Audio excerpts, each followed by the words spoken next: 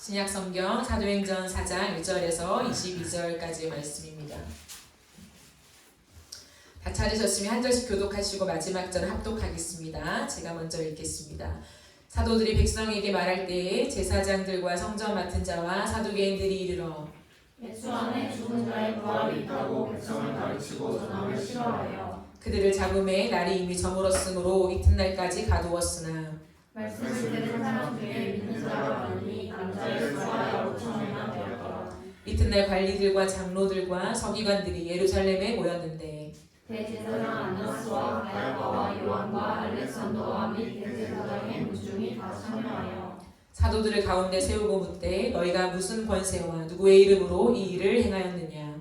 이에 베드로가 성령에 충만하여 이르되 백성의 관리들과 장로들아 만일 병자에게 행한 착한 일에 대하여 이 사람이 어떻게 구원을 받았느냐고 오늘 우리에게 질문한다면 너희가 모든 이스라엘 백성들은 알라. 너희가 십자가에 못 박고 하나님이 죽은 자 가운데서 살리신 나사렛 예수 그리스도의 이름으로 이 사람이 건강하게 되어 너희 앞에 섰느니라. 이 예수는 너희 건축자들의 버린 돌로서 집 모퉁이의 머릿돌이 되었느니라. 다른 이로서는 구원을 받을 수 없나니 천한 사람 중에 구원을 받을 만한 다른 이름을 우리에게 주신 일이 없음이라 하였더라. 그들이 베드로와 요한이 담대하게 말함을 보고 그들이 본래 학문 없는 범인으로 알았다가 이상히 여기며 또 전에 예수와 함께 있던 줄도 알고 또 병나은 사람이 그들과 함께 서 있는 것을 보고 비난을 많이 올리는지라. 명하여 공회에서 나가라 하고 서로 의논하여 이르되 이 사람들을 어떻게 할까? 그들로 말미암아 유명한 표적 나타난 것이 예루살렘에 사는 모든 사람에게 알려졌으니 우리도 부인할 수 없는지라. 이것이 민간에 더 퍼지지 못하게 그들을 위협하여 이후에는 이 이름으로 아무에게도 말하지 말게 하자 하고 그들을 불러 경고하여 도무지 예수의 이름으로 말하지도 말고 가르치지도 말라 하니 베드로와 요한이 대답하여 이르되 하나님 앞에서 너희의 말을 듣는 것이 하나님의 말씀을 듣는 것보다 옳은가 판단하라. 우리는 보고 들은 것을 말하지 아니할 수 없다 하니 관리들이 백성들 때문에 그들을 어떻게 처벌할지 방법을 찾지 못하고 다시 위협하여 놓아주었으니 이는 모든 사람이 그 된 일을 보고 하나님께 영광을 돌리니라. 이 표적으로 병나은 사람은 40여세나 되었더라. 아멘. 오늘 부흥 시리즈를 이어가면서 비전의 확실성이라고 하는 제목으로 함께 하나님 말씀을 나누도록 하겠습니다. 여러분에게 비전이 있으십니까? 비전이란 말을 참 많이 듣죠. 비전은요, 시선에 대한 것입니다. 시선. 내가 무엇을 바라보는가에 대한 이야기가 바로 비전입니다. 내가 바라보는 것이 우리의 삶을 이끌고 갑니다. 그것을 또 다른 말로는 목적이라고 하죠. 우리의 삶을 이끄는 그 목적 말이죠. 오늘 여러분의 삶을 이끌고 있는 힘이 무엇입니까? 나로 하여금 오늘을 의미 있게 살게 만드는 동력이요. 이것은 매일 아침 내가 가야만 하는 직장이나 의무적으로 해야 하는 일, 그 이상의 의미를 던지고 있습니다. 직장과 해야 할 일, 이것이 내 삶을 움직이는 동력이 된다면요. 만약 직장이 없어지고 내 삶에 해내야 하는 일이 사라질 때는 삶의 동력이 약화되거나 희미해져 버리죠. 내가 왜 살지? 오늘 뭐 하지? 거기에 대한 기준이 사라지게 됩니다. 무엇을 해야 할지 모르고 눈 떴을 때 그냥 오늘 감동이 오는 대로 오늘 하고 싶은 대로 살아가는 삶을 살게 됩니다. 사람에게 있어서 직업은 굉장히 중요하죠. 우리의 인생을 끌고 가는 아주 중요한 축이 됩니다. 그러나 그것보다 더 중요한 것이 비전이라는 거죠. 직업이 없어도 비전이 있을 수 있습니다. 직업과 비전은 좀 다른 개념입니다. 비전이 있으면 삶이 무료하지 않아요. 가시적인 성과를 내고 그에 대한 물질적인 보상을 받는 것을 우리는 삶의 성취감, 삶의 보람이라고 생각하지만요. 사실 가시적인 성취를 내고 그에 대한 물질적인 보상을 얻지 못하더라도 삶에 충분한 의미를 구현하며 살아갈 수 있다라고 하는 거죠. 자본주의 시대를 살아가면서 많은 사람들은 제가 반복적으로 말하는 가시적인 성과, 그로 인한 물질적인 보상에 매우 집중되어 있습니다. 사실 그것이 전부다라고 말할 정도로 사람들은 몰입되어 살아가지요. 그렇기 때문에 그것을 이루지 못한 삶의 정황에 놓이면 삶을 놓아버린다는 거죠. 갑작스러운 사고나 아니면 내 삶의 비전과 꿈이나 내가 무엇을 해야 될지에 대한 가시적인 목표가 상실될 때 우리가 오는 현타라고 하죠. 내 삶의 의미가 뭐지? 내가 살아야 할 이유가 있나? 굳이 살아야 돼? 라고 하는 그 질문 앞에 한 번쯤 우리의 인생이 스탑되게 된다는 거죠. 오늘 본문을 보면 확실한 비전을 가지고 오늘을 살아가는 베드로와 요한의 모습을 발견할 수 있습니다. 우리가 지난주에 살펴본 것처럼 베드로와 요한은 성전으로 가는 길목에서 남에서부터 걷지 못한 사람을 일으키는 기적을 행하게 되죠. 이 소문이 일파만파 퍼지게 되면서 수많은 사람들이 베드로를 보기 위해서 몰려오게 됩니다. 베드로는 그 자리에서 예수님을 전하게 되죠. 예수님의 부활을 믿고 베드로의 이 설교를 듣고 회심한 사람이 남자만 20세 이상의 장정만 5,000명이 될 만큼 엄청난 사람들이 예수를 믿게 되고 베드로의 이 연설에 주목하게 됩니다. 이 규모가 커지자 당황한 사람들이 성전 관리자들이에요. 그들은 예수를 믿지 않았죠. 그렇기 때문에 이러한 다른 자신들이 아닌 다른 이야기를 전하는 이것에 많은 사람들이 쏠리게 되자 긴장을 하며 성전 관리자들이 그 현장으로 나오게 됩니다. 그러면서 제지하지만 이미 날이 저물어 갔다고 되어 있어요. 그래서 베드로와 요한을 옥에 가두어 놓고 그 다음 날에 진짜 실세인 사람들이 몰려오게 됩니다. 오늘 성경에서는 대제사장 그리고 쭉쭉 이렇게 그들의 이름들을 나열하고 있는데요. 이것은 오늘날의 사실 소위 정치인들과 비슷한 개념입니다. 가장 중요한 정치인들이 몰려서 그 거리 한복판에서 법정이 열려지게 되는 거죠. 이 당시에 유대인들은 어떤 사건이 터졌을 때 그 현장에서 법정이 열리는 그러한 구도를 가지고 있었습니다. 그러면서 이 문제를 의논하고 즉결 처리할 수 있는 권한을 가진 정치인들이 모여서 베드로와 요한을 이제 추궁하기 시작합니다. 그들을 묻죠. 당신들이 도대체 무슨 권세와 누구의 이름으로 이 일을 행하였냐라고 묻게 됩니다. 그러자 베드로가 이 모든 일을 예수 그리스도의 이름이라고 설명하기 시작해요. 그런데 너무나 논리적이고 또박또박 그가 그 정치인들 앞에서 기죽지 않고 예수 그리스도의 이름을 선포하고 설명하고 있습니다. 유대 지도자들이 베드로와 요한의 이 모습을 보고 당황했다고 되어 있어요. 왜냐하면 이들은 그 누가 봐도 그냥 어부입니다. 배운 적이 없고 굉장히 교육을 받지 못한 사람, 그래서 그냥 평범한 사람 축에 속하는데 이 정치인들 앞에서 너무나 논리정연하게 또박또박 얘기하고 있는 것들을 보면서 놀랍다라고 되어 있죠. 그리고 베드로의 선포로 이미 기적은 일어나 있고 그 기적을 경험한 주인공도 여기 와 있고 그것을 통한 수많은 사람들이 지금 보고 있는 터라 이 종교 지도자들은 자신들의 임의로 베드로를 마음대로 처리할 수는 없는 지경에 이르렀다는 거죠. 이 사태가 너무 심각하니까 그들은 자기들끼리 의논을 하고 결국에는 이러한 결론을 내놓게 됩니다. 너희를 풀어줄 테니까 앞으로 절대 예수를 전하지 마라. 이 일을 다시 하지 마라 라고 경고를 하고 돌려보내는 그런 사건으로 마무리가 돼요. 어쩌면 베드로와 요한 편에 그리고 우리가 봐도 참으로 다행스러운 결과잖아요. 왜냐하면 그들은 베드로와 요한을 죽일 수 있는 권한도 갖고 있었다라고 하는 거죠. 그럼에도 불구하고 이 모든 것들에 대해서 그 어떤 것을 묻지 않고 이제 가라 너희를 풀어줄게 라고 하는 것은 참으로 다행스러운 결과라고 하는 거예요. 그런데 본문 19절에서 20절 말씀을 우리가 다시 보시면 베드로와 요한이 이렇게 대답을 합니다. 베드로와 요한이 대답하여 이르되 하나님 앞에서 너희의 말을 듣는 것이 하나님의 말씀을 듣는 것보다 옳은가 판단하라. 우리는 보고 들은 것을 말하지 아니할 수 없다 하니 라고 얘기를 해요. 왜 이런 말을 했을까요? 너희를 풀어줄 테니까 다시는 얘기하지 마 라고 하면 어쩌면 우리는 그 앞에서는 오케이 알겠다 라고 끝내는 것이 효율적일 수도 있습니다. 이 모든 상황들을 모면하고 그 다음에 다시 예수를 전하든지 그렇게 할 수도 있는 일이잖아요. 그런데 베드로와 요한은 왜 그 앞에서 이런 말을 했을까요? 당신들이 제지하고 있지만 우리가 이 일을 계속 할 거라고 밀어붙이는 걸까요?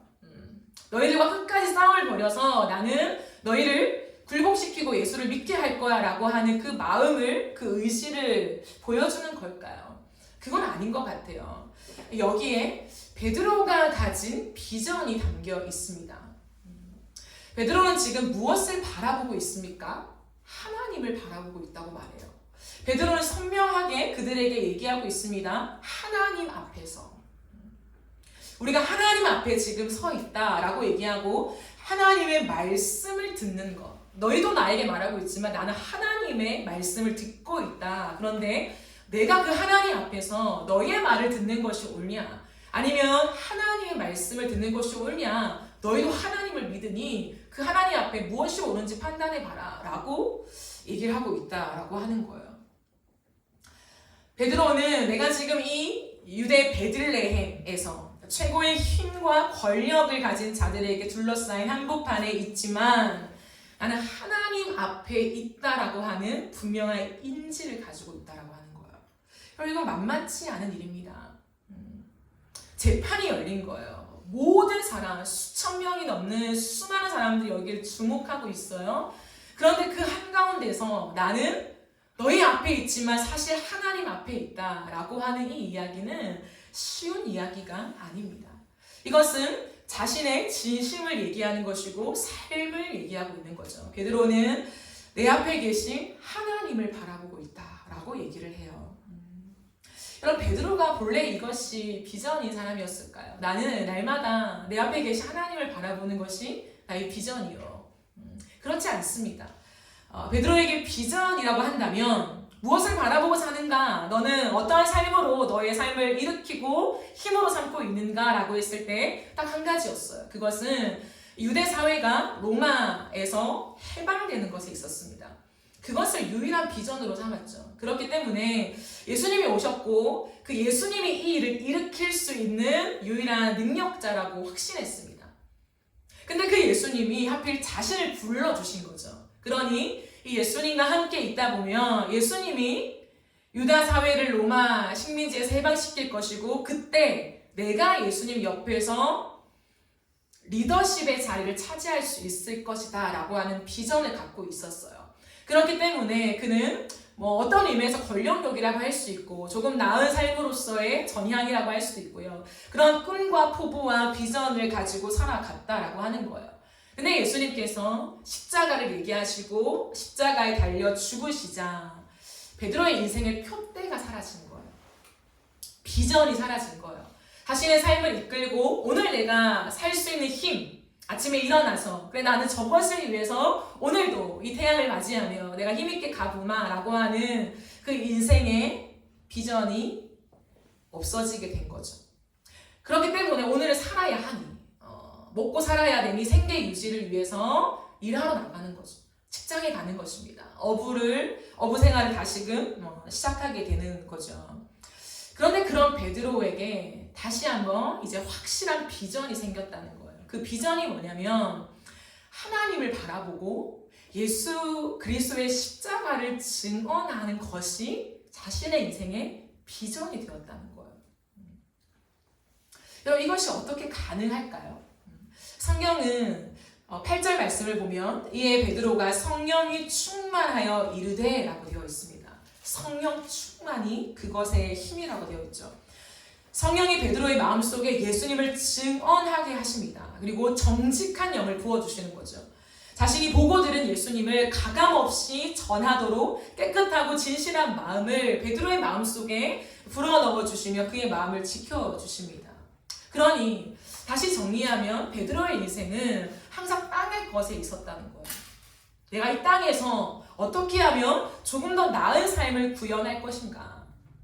어떻게 하면 내가 조금 더 안정되고 편안한 인생을 살아갈 것인가?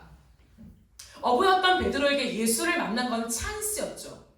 내가 평생 어부로서 그냥 내 생계를 위해서만 살 수 있었는데 나도 좀 정치적인 그런 입지를 가지면서 사람들에게 영향력을 드러낼 수 있는 그 자리를 한번 넘볼 수 있게 되었네 라고 하는 새로운 인생의 무언가 호기심과 도전과 희망에 차 있었다라고 하는 거예요. 그러나 그의 인생 속에 하나님 앞에서 예수님의 십자가를 증언하며 살아가는 것으로 인생이 바뀌어지게 돼요. 기적을 행하고 단순히 많은 사람들이 예수 그리스도께 돌아오는 것에 목적을 둔 것이 아닙니다. 예수님을 전하는 일로 이제 내가 나아가면서 많은 사람들을 예수를 믿는 일에 내가 열심을 다해서 그 일에 내가 서보겠다라고 하는 것 자체에 비전을 가진 것이 아니라는 거예요.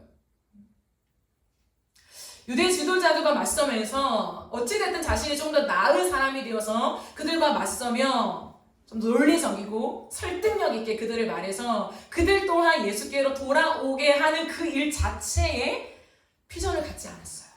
좀 이상한 말 같습니까? 베드로의 비전은요, 하나님을 믿지만 하나님이 부재한 그들의 인생을 돌이켜서 무언가를 하고 싶은 것이 아니라 오늘 내가 예수님의 십자가와 부활을 믿는 자로 사는 것, 그것 자체가 비전이 되었다는 거예요. 그랬을 때 하나님 안에서, 하나님 뜻 안에서 많은 기적도 나타나고 누군가는 회심해서 돌아오고 교회도 세워지고 수많은 일들을 하게 되는 많은 양상이 따라오게 된 거죠. 여러분, 비전이 무엇입니까? 오늘날 비전을 정의할 때 가시적인 행위, 이 행위로만 비전을 정의하기 때문에 우리의 관심이 어디에 있냐면 오롯이 일과 업무와 업적에 치우쳐 있어요. 그것이 전혀 아니다라고 하는 건 아니지만 오늘날 비전이 무엇입니까? 라고 질문할 때 우리는 번뜩 드는 생각이 내 꿈이 어떤 직업적인 것, 내가 어떤 일을 할 것인가? 어떠한 업적을 남길 것인가? 해내야 하는 어떠한 모습으로 우리는 생각할 때가 여전히 너무나 많다라고 하는 거예요. 그러다 보니 많은 경우에 우리는 하나님의 비전을 가지고 내가 그 하나님의 비전을 이룬다고 말하면서 삶에서 하나님의 임재를 놓치는 경우가 너무나도 많이 발생한다라고 하는 거죠. 내 삶에 하나님 주신 꿈, 내 삶에 하나님 주신 비전이 있어요. 저는 그 비전을 위해서 오늘 나의 삶을 열심을 다해 살아갑니다라고 얘기하면서 오늘 내 마음 안에는 십자가가 무너져 있는 채로 열심히 살아가는 삶이 지속되어 간다라고 하는 거. 비전은 우리가 생각하는 직업이나 내가 이루어야 할 일이 아닌 거라는 거죠. 비전은 우리의 존재를 이끌어가는 힘입니다, 여러분. 평생 우리가 바라봐야 될 그 힘이라고 하는 거죠. 직업, 일이라고 하면 그 프로젝트를 완성하면 난 이제 내 마음대로 사는 거죠. 인생의 비전이 사라지는 것입니다. 아니, 또 다른 어떤 프로젝트를 설계해야만 비전의 사람이 될 수 있는 거죠. 너의 비전이 뭐야? 난 이 프로젝트. 이제 나이가 들어서 중년이 되면 나는 죽을 때까지 이 프로젝트를 이룰 거야. 그리고 더 나이가 들어서 아무것도 하지 못하면 글쎄, 비전? 그건 젊은이들이란 얘기하는 거지. 그들은 왕성할 때나 비전이라고 얘기하지 다 늙어서 무슨 비전이야. 비전에 대한 이야기가 나의 인생에 와닿지 않는 거죠. 내 삶에 무언가를 일으킬 수 있는 형편이 없어졌을 때에 수많은 사람들은 비전은 나와 너무나 거리가 먼 이야기라고 생각한다라고 하는 거죠. 우리 인생의 직업과 일은 너무 중요합니다. 반복해서 말하지만 그것은 너무나 중요하고 우리가 우리의 삶에서 하나님 앞에 받아서 해야 되는 부분이긴 해요. 하지만 성경에서 말하고 우리가 계속해서 지향해야 되는 비전의 진짜 의미는 어떤 일보다도 우리의 존재를 끝까지 이끄는 힘이라는 거예요. 아무것도 하지 못하는 시간, 누군가의 병상에 있는 시간, 누군가 나이가 들어서 오늘도 뭐하지? 내일도 뭐하지? 일거리가 없는 그 인생의 한 가운데서도 나는 비전이 있다 라고 말할 수 있는 그 무언가가 비전이라고 하는 거죠. 그러므로 비전은 바라봄이에요. 비전이 무엇인가? 라고 할 때 비전은 바라봄입니다 라고 대답하면 훨씬 더 그 본 뜻에 가까울 것 같습니다. 그렇다면 그리스도인들에게 비전은 무엇입니까? 도대체 우리에게 비전이 어떤 것으로 설계되어야 그것이 비전이라고 말할 수 있는가? 라고 했을 때 오늘 베드로가 우리에게 명확하게 가르쳐주고 있다는 거죠. 비전이라는 것은 내 앞에 계신 하나님을 끝없이 바라보는 거예요. 비전은요, 내 마음에서 예수님을 증언하는 성령님을 바라보는 것입니다. 여러분, 이 비전이 살아나는 것을 저는 부흥이라고 말하고 싶어요. 왜냐하면 대부분 많은 사람들은 비전? 눈이 동그랗게 떠져서 바라봐요. 비전에 대한 얘기를 하는구나. 근데 결국에는 그 비전이 하나님을 바라보는 것입니다. 그럼 예수 그리스도의 십자가를 증언하는 거예요 라고 하면 힘이 풀려요. 똑같은 얘기, 식상한 이야기, so what? 그래서 어쩌자는 건데 나는 그걸 듣고 싶었어. how? 그래서 어떻게? how to를 얘기해줘 라고 이야기하기 때문이죠. 그러나 여러분, 우리의 인생 속에 어떠한 업적과 일과 우리가 이루어야 되는 미션에 집중하다가 하나님을 놓치는 경우가 허다합니다. 이 시대는 우리의 성공과 하나님 나라와 의를 위해서 우리가 많은 프로젝트와 사업을 통해서 무언가를 일으키자라고 하는 슬로건보다 훨씬 더 우리가 깊이 점검해야 되는 문제가 무엇이냐면 과연 우리의 삶의 목적이라고 말하는 그 하나님이 오늘 내 앞에 계신가에 대한 질문이라는 거예요. 저는 사역자입니다. 오랜 시간 동안에 교회 안에서 일을 해왔죠. 많은 사역자들을 봅니다. 그러나 교회 안에서 사역자와 또 교회 밖에 나와서 일상에서 세상에서 있는 일반적인 직업을 가진 사람들과 별반 차이가 없는 것이 무엇이냐면 번아웃이 온다는 거예요.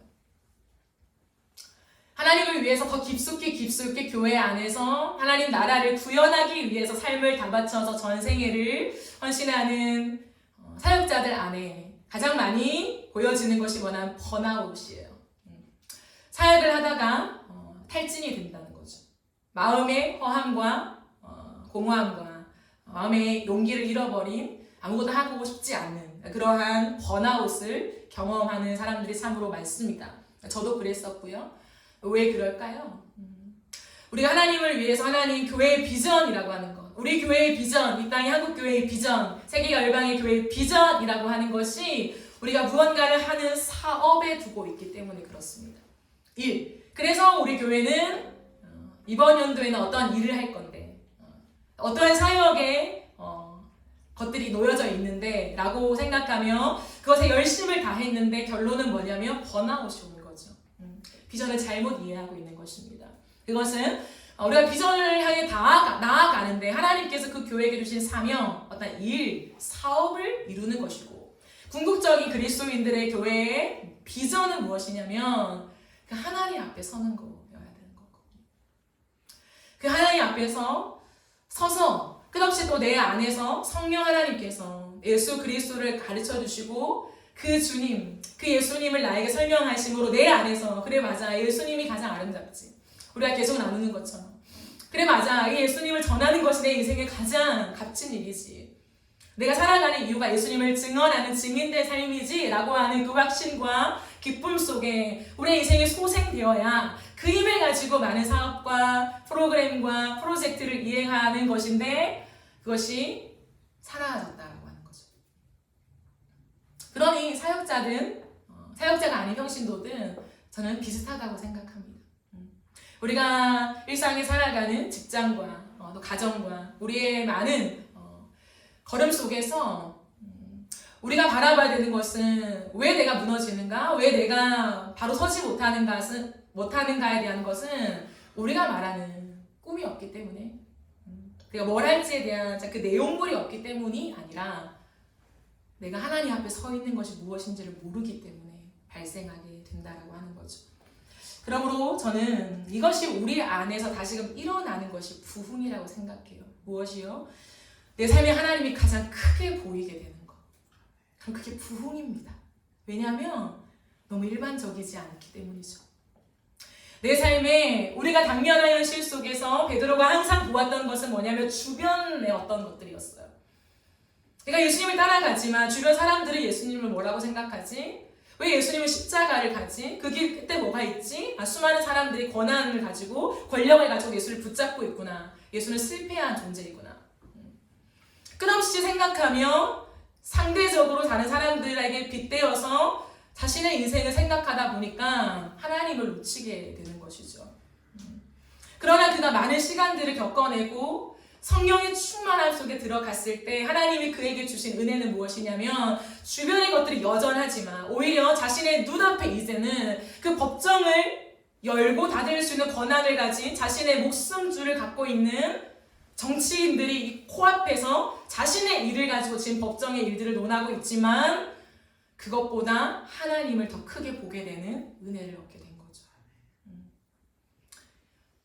우리의 인생도 마찬가지입니다.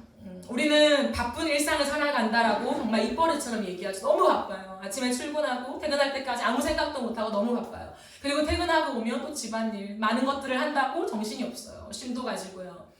그러나 우리 안에서 부흥이 임하면 어떤 일이 발생하냐면 여전한 우리의 인생의 정황은 똑같지만 그 인생 한복판에서 하나님이 더 크게 보이시는 일들이 일어난다는 거예요.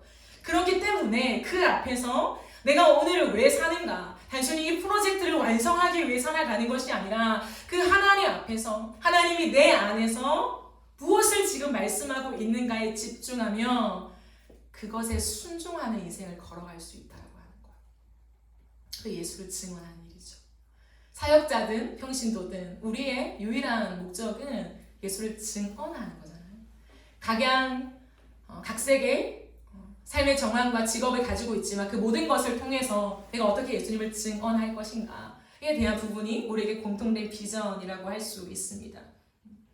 하나님이 가장 높은 곳에서 오늘도 이 모든 것을 다스리고 있다라고 하는 것이 보여지게 되는 것이요. 그럼 그것이 부흥이에요.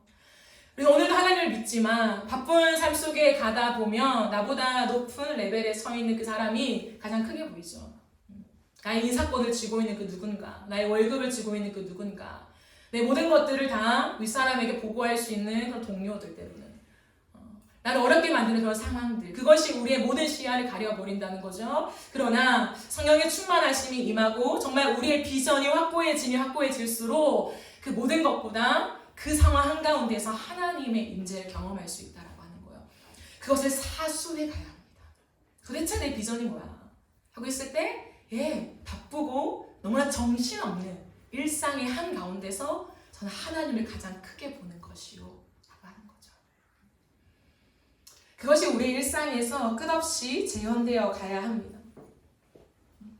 세상의 돈과 명예와 능력을 소유하는 것보다 예수님의 십자가를 알고 그것을 믿는 것이 가장 중요하고 필요하다라는 것을 깨닫게 되는 은혜가 부흥이에요. 그렇기 때문에 십자가 중요하지만 그럼 내 업무는 어떻게 해요? 라고 하는 구분하여 분리하여 생각하는 것이 아니라 내 안에 십자가가 희미해지는 것들에 대한 아픔을 느끼게 돼요.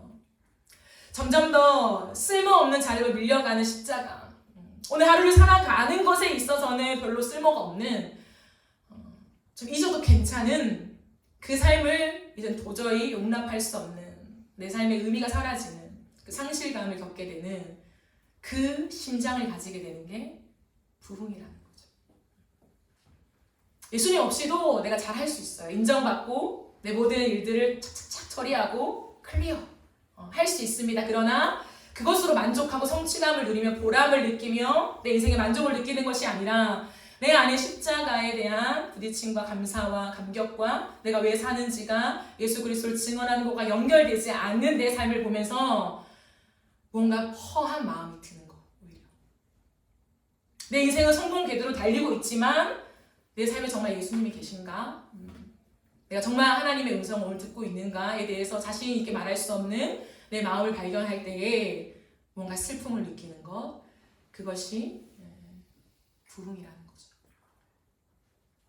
부흥은 거창하지 않습니다. 대단한 것에 있지 않고 부흥은 내 가슴에 있는 것이죠. 내 중심에 있는 것이죠. 우리가 오늘 이 말씀 앞에 고민하고 생각해 보았으면 좋겠습니다. 저는 한동안 힘이 나지 않았어요. 개척을 하고 많은 일들을 했죠. 우리가 많은 것들을 처리하고 진행시키고 고민도 하고, 그런데 힘이 나지 않는 거예요. 내가 왜 힘이 나지 않을까? 하나님, 가장 힘이 나야 할 개척 초반에 왜 이렇게 힘이 안 납니까?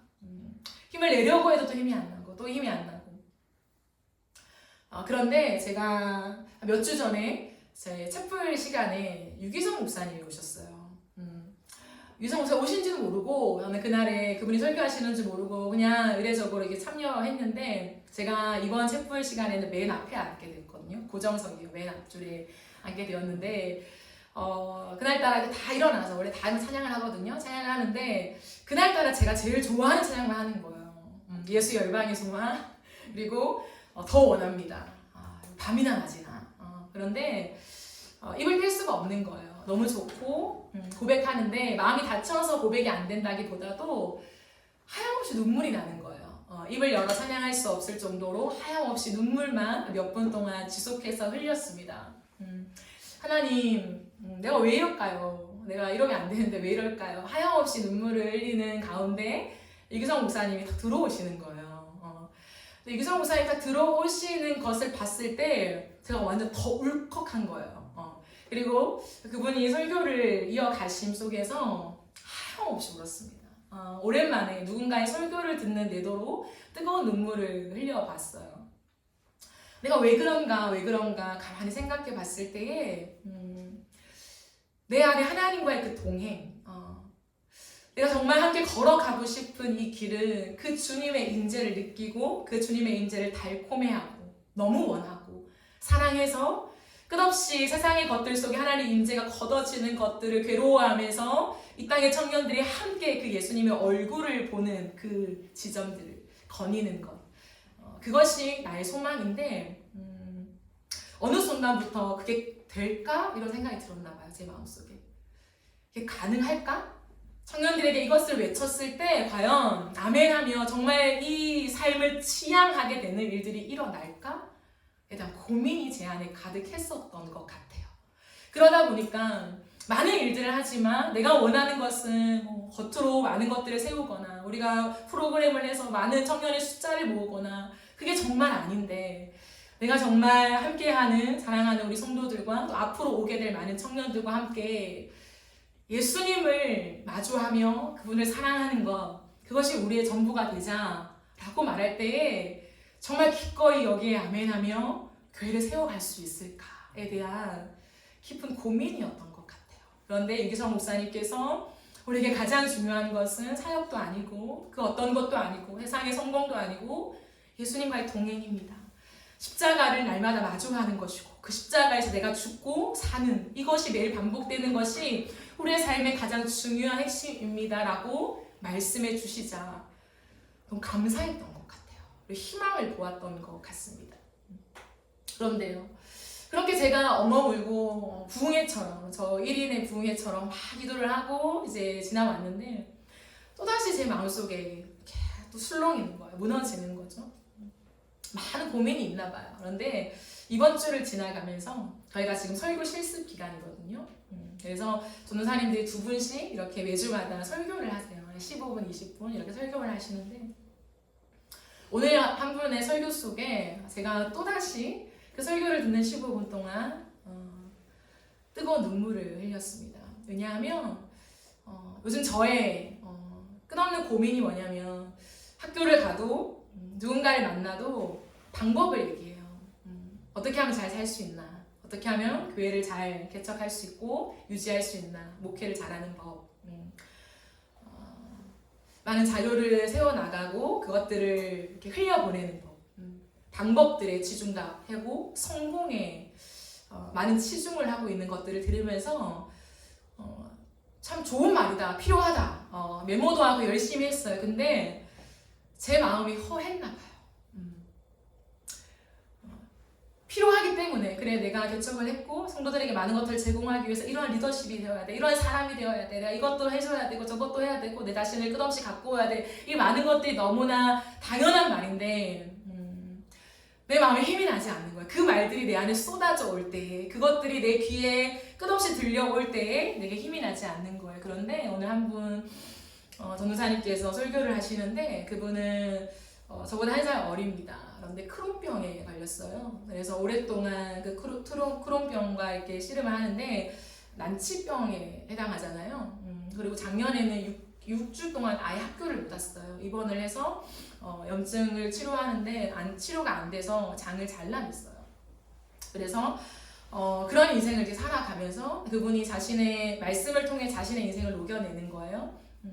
그 병상에 있을 때 사실은 교수님들이 찾아오고 학우들이 찾아왔을 때 괜찮다고 웃으면서 괜찮다고 넘어가겠죠 이렇게 태연한 척 했지만 사실 많이 울었다고 얘기하면서, 그러나 그 시간을 버틸 수 있는 것은 자기가 병상에 있지만 홀로 외롭게 일상을 걸어나가고 있지만 자신에게 임재하신 예수님, 그 병상에 함께하고 계신 예수님, 괜찮다, 너 일어날 수 있다 라고 격려해주는 그 예수님의 임재하심 앞에 자신의 인생을 일으킬 수 있었다라고 얘기하는 그러한 설교의 흐름들을 제가 들으면서 정말 뜨거운 눈물을 흘리면서 제 안에 확 채워지는 마음들을 얻게 되었습니다. 그러면서 제가 확인한 게 있었어요. 제가 오늘 설교를 이렇게 준비했잖아요. 아, 맞구나. 내 비전이 겉으로 보이게는 해야 하니까 교회가 어떤 조직을 세우고 앞으로 사업도 하고 프로젝트도 하고 많은 것들을 내가 해야 하는 건 맞지만 내 비전이 거기에 있진 않구나. 내 비전은 오늘도 내 삶의 한가운데서 하나님의 임재를 바라보고 또한 내 마음속에 지극히 죄인된 내 마음속에 성령께서 내주에 계심으로 예수 그리스도를 증언해 주시는 이 일들을 하고 계심에 감사하며 그것을 따라서 나의 한 발짝을 예수를 증언하는 삶으로 살아가는 그것이 나의 비전이고 그것이 인어프 처치의 비전이다라고 하는 그 마음을 다시 한번 확인하게 되었어요. 그래서 어찌나 마음에 눈물이 끝없이 나는지 그 마음으로 이 강단에 섰습니다. 하나인 것 같아요. 결국에는 제가 앞서 베드로를 얘기하면서 베드로가 그 많은 사람들에게 설득해서 예수가 진짜요, 예수의 십자가를 믿으시오, 그 이름에 구원이 있어 라고 말해서 수많은 사람들을 예수께로 데리고 오는 것 자체에도 비전이 없다라고 말씀드렸잖아요. 그거예요. 우리의 삶에서 무언가를 하는 것, 예수님을 위해서 전도하는 것, 그 사람들이 와서 예수를 믿을 수 있도록 많은 설득력 있는 글들을 써내려 가는 것, 아니면 어떠한 기둥들을 막 세워놓는 것 자체가 우리의 비전이 되면 안 될 것 같아요. 그것이 필요하지만 우리에게 가장 중요한 비전은 뭐냐면 나예요, 나. 정말 내가 오늘 하루 예수님 없이는 못 사는 사람 맞는가? 정말 내가 오늘 이 수많은 사람들이 뭐라고 해도 나는 예수님이 정말 구원자이시고 예수님 한 분밖에 나의 소망을 둘 곳이 없으며 예수님 반드시 다시 오실 것이기 때문에 내 인생의 경주가 주님 다시 오시는 그날까지 이어질 것인데 내가 오늘 살아가는 이 하루 속에 예수를 증언하는 것. 그래 맞다 선영아, 너의 인생에 예수가 주인이야 라고 끝없이 내 자신에게 먼저 얘기하는 그것이 비전이 되는 것. 그럼 그것을 우리가 지향해 갔으면 좋겠습니다. 그래야 하나님을 위해서 내가 하는 거예요. 하나님이 좋은 영향력을 끼쳐야 사람들이 그리스도인들을 좋게 생각하죠 라고 하는 덫에 걸리지 않아요. 하나님, 내가 말을 잘해서 이 사람들이 주님께로 돌아오게 해야 되니까 일단 오케이 알겠습니다라고 하고 한번 물러나는 것, 그게 더 나은 방법 아닙니까? 그게 더 효율적인 방법 아닐까요? 라고 하는 그 덫에 걸리지 않을 수 있다는 거예요. 내가 오늘 당장 죽을지라도, 아니 내가 오늘 예수를 증언한 때문에 반대편에 있는 저 사람들이 더 열받아서 더 분노가 치밀어 올라서 예수를 믿지 않고 예수를 믿는 많은 사람들은 오히려 나 때문에 박해한 일들이 벌어진다 할지라도 내가 지금 말하고 싶은 것은 내 안에 계신 성령께서 예수를 증언하고 계시니 나는 내가 듣고 본 것을 말하지 않을 수 없습니다. 그럼 이것이 되어야 된다는 거예요. 정말 내 안에 그 예수에 대한 확신이 있는가? 에 대한 질문이라는 거죠. 그 비전의 확실성. 이게 어떻게 생길까요? 단숨에 생길까요? 성령을 받으면 생기는 걸까요? 그렇지 않아요. 반복되는 삶 속에서 비전이 확실해지게 되는 거예요. 제가 말한 이 많은, 나는 타협이라고 생각해 본 적이 없어요. 주님을 위해서, 영향력을 드러내야 되니까. 이미지가 실추되고 있는 이 세상 한복판에서 기독교라는 이미지를 개선시키기 위해서 내가 이런 일들을 해야 하지 않을까 하나님이라고 말하는 그 모든 것들 속에서 그게 아니구나라고 하는 것들을 하나하나 발견해 가면서 우리의 인생의 비전이 하나님 앞에서 내가 정직하게 성령이 주시는 감동대로 예수를 증언하는 것에 있다라고 하는 그 비전이 확실해지게 된다는 거예요. 우리의 노력과 우리의 어떠한 댐댐이가 너무 중요하죠. 그러나 한 영혼이 예수를 믿게 되는 것은 우리의 주권에 있지 않습니다. 최선을 다해서 우리의 삶을 정돈하고 조금 더 나은, 조금 더 바른 모습을 보여주는 것은 필요하지요. 하지만 그것 또한 내가 하려고 하는 것이 아니라 내 존재가 그렇게 될 때 자연스럽게 되어지는 것으로 나타나야 한다는 거예요. 정직해야만 해. 그리스도인들은 거짓말을 하면 안 돼. 그리스도인들은 사기치면 안 돼. 그리스도인들은 편법까지도 용납하면 안 돼. 라고 해서 내가 그 길을 쫓아가는 것이 아니라 성령이 내 안에 오시고 예수를 증언하는 일들이 끝없이 일어날 때 내가 다른 어떤 것보다 하나님이 가장 크게 보여서 하나님이 내 앞에 계시다는 것들이 확인되어질 때에 진실할 수밖에 없는 내가 되는 거예요. 편법이 용납이 안 되는 내가 되어버리는 거예요. 누군가는 괜찮다고 하지만 야, 그리스도인들이 이렇게 해야 조금 더 나은 모습을 그래도 보여줄 수 있으니 이 길로 가자라고 할 때에 알겠는데 너 말이 틀린 건 아닌데 근데 내 안에서 그게 용납이 안 된다. 근데 그거 못하겠다. 라고 하는 내가 될 때에 하나님 일하세요. 이 원리가 깨달아져야 우리의 힘이 빠진다는 거죠. 착함의 컴플렉스에서 벗어나게 되는 거예요. 그리스도인들은 착해야 돼. 그 컴플렉스가 있잖아요. 우리 안에는. 욕하면 안 되고 잘해줘야 되고 근데요 많은 세월이 쌓이면요 노력이 필요하죠. 실패와 반복이 필요하지만 그 반복이 지속되면요 이제 베드로처럼 착한 컴플렉스 때문이 아니라 예수를 믿으면 이렇게 해야 돼 때문이 아니라 내가 이제는 그렇지 않으면 견딜 수가 없는 마음이 되는 거죠. 아무리 프로젝트를 완성하고 내 삶의 성공 궤도를 달리고 정말 누군가가 칭찬할 만한 그런 인생을 내가 지속한다 할지라도 예수 그리스도와 마주함의 그 은혜가 내 안에 와닿지 않으면 인생의 허함, 이 성공에 대한 만족도가 떨어짐, 내 인생은 뭐 때문에 살아가지? 라고 하는 이 본질적인 질문, 너가 철학가야 뭐야? 왜 그런 질문을 해? 라고 할 법한 그 질문을 또다시 내가 하면서 그 앞에서 삶의 힘을 잃어버린 듯한 그 모습을 가질 수 있다는 거. 저는 그것이 훨씬 더 건강한 모습인 것 같아요. 많은 걸 할 수 있지만 그 앞에 털썩 주저앉아서 아무것도 못하는 사람이 되어버린 나의 비참함, 무능력함 마주하게 되는 것. 그러나 그 속에서 허우적거리며 내가 왜 이러지? 능력이 없나? 자격이 없나? 이 자리에서 내려와야 되나? 라고 했을 때 아니다. 예수가 필요하다. 예수를 보지 않으면 내가 하는 모든 활동들이 의미가 없다라고 깨닫는 그 진심을 다시 확인할 때에 비전이 확실성이 생기는 거야. 난 예수 없이는 살 수 없구나. 목회를 성공해도 많은 사람들이 탁월한 설교자라고 만약에 인정받는다 해도 나에게는 아무런 의미가 없구나. 그리고 그 삶을 보여줄 때 또 누군가가 그 삶의 궤도로 들어오지 않을까라는 생각을 하게 됩니다. 사랑하는 여러분의 삶에 무엇이 여러분을 이끄는 동력이 되십니까? 무엇으로 삶을 만족하며 무엇으로 내 삶의 성취감을 얻고 계십니까? 일은 참 중요합니다. 내가 일함에 따라서 직업에서 직장에서 많은 성과를 내고 거기에 대한 인정을 받으면서 내가 만족도를 높이는 것은 중요해요. 그것이 전혀 중요하지 않다는 것은 아닙니다. 하지만 그것이 우리의 핵심이 되면 안 된다는 것이죠. 그것이 그 어떤 모양이 됐든 그 어떤 정당한 이유가 됐든 우리 안에서는 그것들을 밀어내는 힘이 필요해요.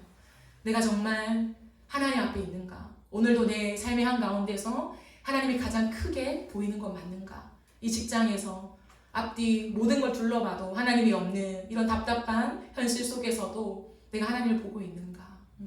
그리고 보기를 원하는가?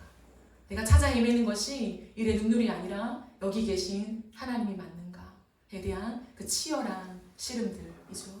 그리고 우리 안에 날마다 예수로 죽고 예수로 산다는 거 너무 쉽지 않아요. 그러나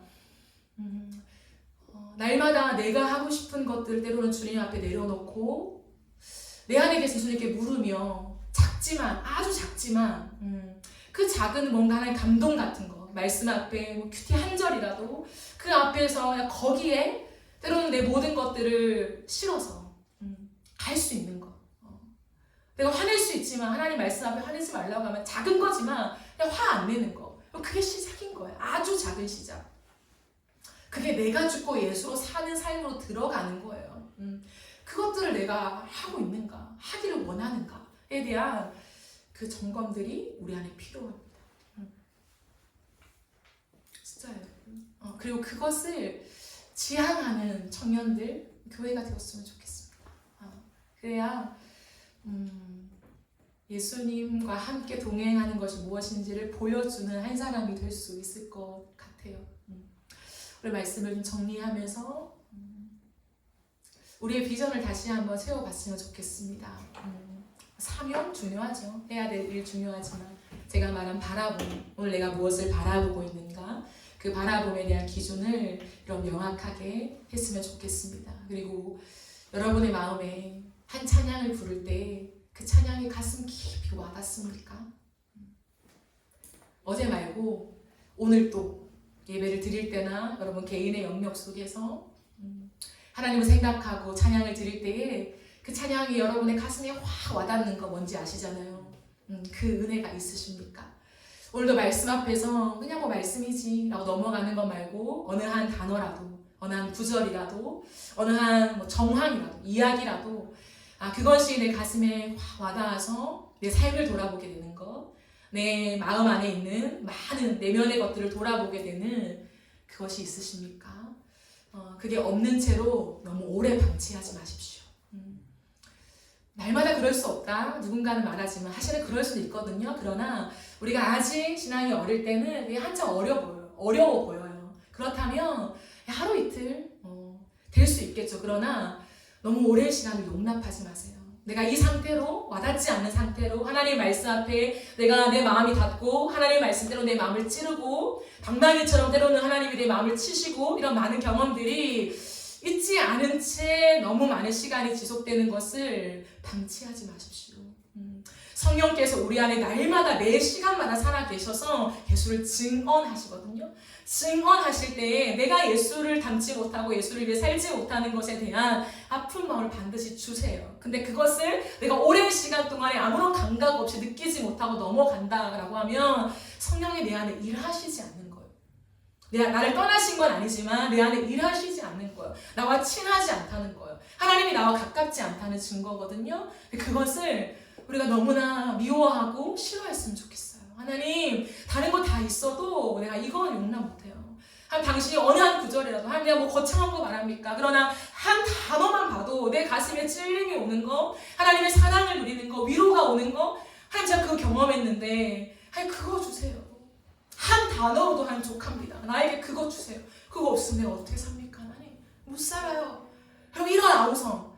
하나님, 나 내버려두지 마세요. 하나님, 뭐라도, 가사 한 구절이라도, 말씀이 와닿지 않으면, 가사 한 구절이라도 하나님, 내 가슴을 후벼파는 하나님과 다음이 있어야 하지 않겠습니까? 그거 없이, 내가 어떻게 세상 한복판에서 하나님의 임재를 누립니까, 하나님? 그리고 내가 어떻게 하나님 영향력을 드러냅니까? 그게 나를 죽이는 건데. 영향력, 이름의 명예, 그게 오히려 나를 하나님 임재에서 멀어지게 하고 나를 죽이는 거고, 내 영혼을 떠나게 만드는 건데. 주님 다시 오시는 그날을 고대하지 않고 이 땅이 전부였으면 좋겠는 이 마음으로 내가 지속하고 있는데 하나님 내가 어떻게 삽니까? 이 영혼의 아우성 나는 그거 원하지 않아요. 이런 거 있잖아요. 당신의 재림이 너무 멀게 느껴지고 와닿지 않는데 하나님 이건 아니잖아요. 하나님 내가 어떻게 하면 됩니까? 당신이 오신다고 약속했고 그것이 우리의 인생의 비전이 되어야 하는데 그것이 전혀 와닿지 않고 오늘 하루 내가 먹고 사는 거 늘 즐기는 거 내 피부에 와닿는 것이 더 크게 내 감각을 휘어드는데 하나님 영적인 감각은 다 어디 갔습니까? 하나님 이거 아니잖아요. 이러한 영혼의 아우성 이 아우성이 들려져야 돼요. 이 아우성이 있어야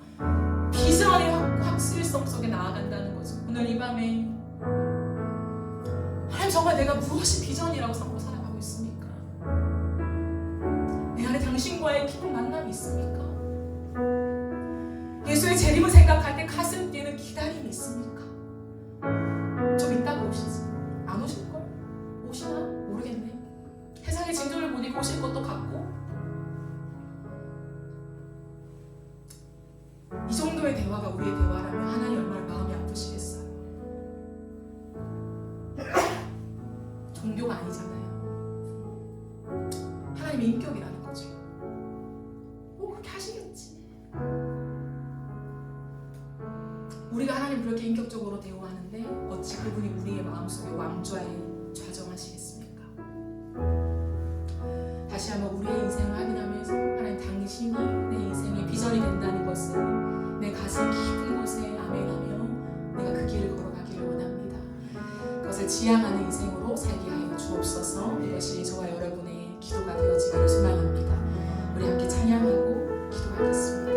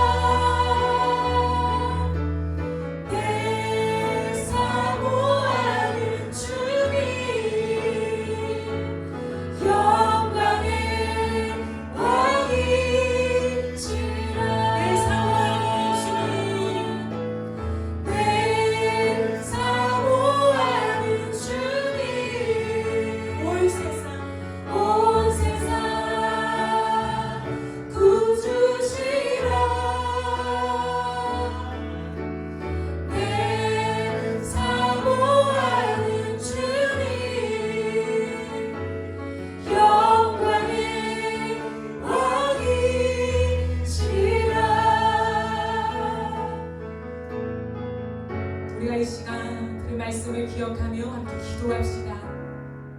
하나님 주신 감동을 따라서 여러분 돌아보게 되는 것들을 붙잡고 하나님 앞에 기도하며 나아갑시다. 우리의 비전이 어디에 있습니까? 무엇을 나의 비전으로 삼으며 오늘 나를 일으키는 동력으로 삼으며 이 하루를 살아가고 계십니까? 세상이 말하는 성공과 내 삶을 세워나가는 많은 것들이 필요하지만